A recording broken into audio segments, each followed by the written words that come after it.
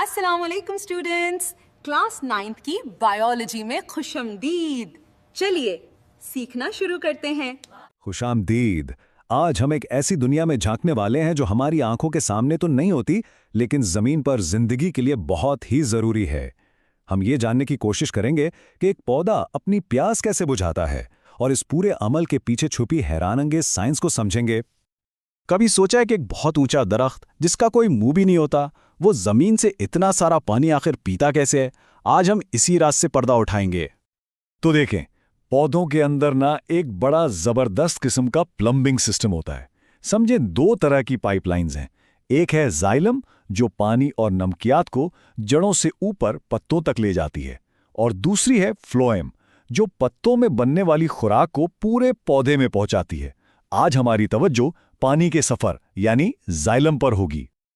तो ये सारा कमाल शुरू कहां से होता है? जमीन के नीचे, जड़ों से। और जड़ें सिर्फ पौधे को खड़ा रखने के लिए नहीं होती, बल्कि असल में यही वो गेटवे हैं जहां से जिंदगी का सफर शुरू होता है। लेकिन असल जादू इन मोटी जड़ों में नहीं है जो हमें नजर आती हैं। नहीं, असल काम तो होता है माइक्रोस्कोपिक लेवल पर, लाखों करोड़ों नन्हे नन्हे रूट हेयर्स में, जो जज्ब करने की सतह को बहुत ज्यादा बढ़ा देते हैं। तो ये रूट हेयर्स हैं क्या? सीधी सी बात है, ये जड़ की जिल्द से निकलने वाले बिल्कुल बारीक धागे हैं। यूं समझ लें जैसे लाखों छोटे छोटे स्ट्रॉ हैं जो मिट्टी के जर्रों के बीच से पानी चूसने के लिए हर वक्त तैयार रहते हैं।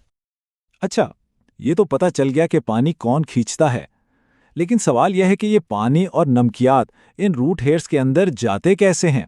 इसके पीछे ना साइंस के दो बड़े उसूल काम करते हैं। पहला तरीका है पैसिव ट्रांसपोर्ट। अब ये क्या है? बहुत आसान है। सोचें कि कोई चीज ऊंचाई से नीचे की तरफ कैसे खुद ब खुद लुढ़कती है।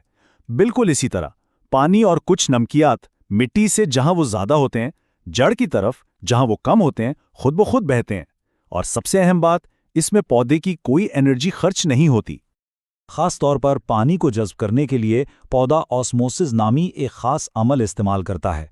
होता यह है कि जड़ के खलियों के अंदर नमकियात ज्यादा होते हैं और बाहर मिट्टी में कम, तो पानी कुदरती तौर पर जैसे कोई मखनतीस खींच रहा हो अंदर की तरफ दौड़ता है। लेकिन उन नमकियात का क्या जो मिट्टी में बहुत कम है? पौधे को तो वो भी चाहिए। यहां काम आता है एक्टिव ट्रांसपोर्ट। ये बिल्कुल ऐसा है जैसे आप किसी भारी चीज को धक्का देकर ऊपर चढ़ा रहे हो। इसमें ताकत लगती है ना, बिल्कुल इसी तरह पौधे को अपनी एनर्जी खर्च करनी पड़ती है ताकि वो इन जरूरी नमकियात को जबरदस्ती अंदर खींच सके। चलो जी, पानी और नमकियात रूट हेयर्स के अंदर तो आ गए, लेकिन कहानी यहां खत्म नहीं हुई। अब उन्हें जड़ के बिल्कुल सेंटर तक पहुंचना है, जहां उनकी अगली सवारी यानी असली पाइपलाइन इंतजार कर रही है। तो सबसे पहले पानी बैरूनी जिल्द यानी एपिडर्मिस को पार करता है। इसके बाद वो एक चौड़े से इलाके में दाखिल होता है जिसे कॉर्टेक्स कहते हैं। इसे एक लंबी राहदारी समझ लें जिसमें बहुत से खुलिये हैं। अब इस कॉर्टेक्स से गुजरने के लिए पानी के पास दो ऑप्शंस हैं। या तो वो एक खलिये से दूसरे में से होता हुआ जाए, या फिर वो खलियों के बीच की खाली जगहों को इस्तेमाल करता हुआ अपना रास्ता बनाए। मंजिल एक ही है, जड़ का मरकज। अब आता है सबसे अहम हिस्सा, एंडोडर्मिस। ये एक खास दीवार है जो एक बहुत ही सख्त सिक्योरिटी चेकपोस्ट की तरह काम करती है। ये हर चीज को चेक करती है और इस बात को यकीनी बनाती है कि सिर्फ काम की चीजें ही पौधे के मेन वाटर सप्लाई सिस्टम में जाएं। कोई फालतू या नुकसानदा चीज अंदर नहीं जा सकती। इस सख्त चेकिंग के बाद पानी एक आखिरी तह पेरीसाइकिल से गुजरता है और फिर आखिरकार अपनी मंजिल पर पहुंच जाता है, और वो मंजिल है जाइलम। जी हां, ये वो जगह है जहां से ऊपर जाने वाली हाईवे शुरू होती है। तो लीजिए जनाब, पानी और नमकियात सब कामयाबी के साथ पौधे की मरकजी पाइपलाइन यानी जाइलम में दाखिल हो चुके हैं। तो ये जाइलम है क्या? ये असल में जड़ के बिल्कुल सेंटर में मौजूद लाखों बारीक नालियों का एक बंडल है जो सीधा ऊपर तने से जुड़ा हुआ है। यही वो सुपर हाईवे है जो पानी और नमकियात को पौधे की सबसे ऊंची शाख तक पहुंचाएगी, भले वो कितनी ही बुलंद क्यों ना हो। तो इस तरह जड़ के अंदर का सफर मुकम्मल हुआ।